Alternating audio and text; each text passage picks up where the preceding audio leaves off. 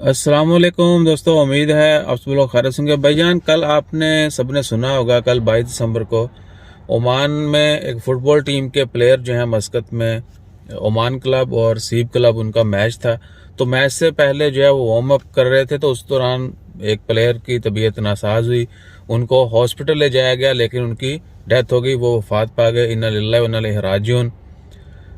تو اس واقعے کے 2 گھنٹے بعد میچ سکیجول تھا، تو انتظامیہ نے، فٹ بال فیڈریشن نے، ایون کے کھلاڑیوں نے بھی کوئی چوں چاں نہیں کی اور وہ میچ کروا دیا گیا۔ یعنی ایک ٹیم کا کھلاڑی جس کی وفات ہو گئی، اس کی 2 گھنٹے بعد جو ہے سکیجول ٹائم پر ہی میچ جو ہے وہ کروا دیا گیا۔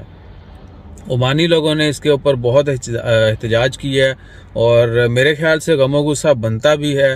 چلیں، خوشی پہ تو بندہ کسی کی خوشی میں شامل ہو نہ ہو، لیکن غم میں تو برابر کے شریک ہوں۔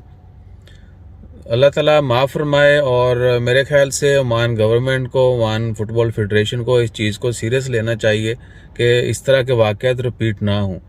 اللہ تعالیٰ سب کو اپنی حفظ و ایمان میں رکھے، اور مرنے کے بعد بھی جو انسان کی عزت ہے وہ ہونی چاہیے، اور اس سے زیادہ الفاظ نہیں ہیں۔ بس یہی ہے کہ اللہ تعالیٰ ہم سب کو عزت کی موت دے اور انسان جو ہے اس کو ہمیشہ یاد رکھا جائے۔ اور سب سے مین چیز یہ ہم آپ سے ہمیشہ کہتے ہیں کہ جو لوگ دنیا سے گزر چکے ہیں، آپ کے پیارے جو دنیا میں نہیں ہیں، ان کو مرنے کے بعد بھی آپ کی ضرورت ہے۔ یعنی انسان کو مرنے کے بعد بھی زندہ جو ہیں ان کی ضرورت ہے، وہ اس کے لیے ہم لوگ جو ہیں جو وفات پا چکے ہیں، ہمیں ان کے لیے دعائے مغفرت کرنی ہے، ان کے لیے جنت کی جو ہے دعا کرنی ہے۔ اللہ تعالیٰ ان کو جنت میں اعلیٰ مقام عطا فرمائے، ہمیشہ ان کو یاد رکھنا ہے۔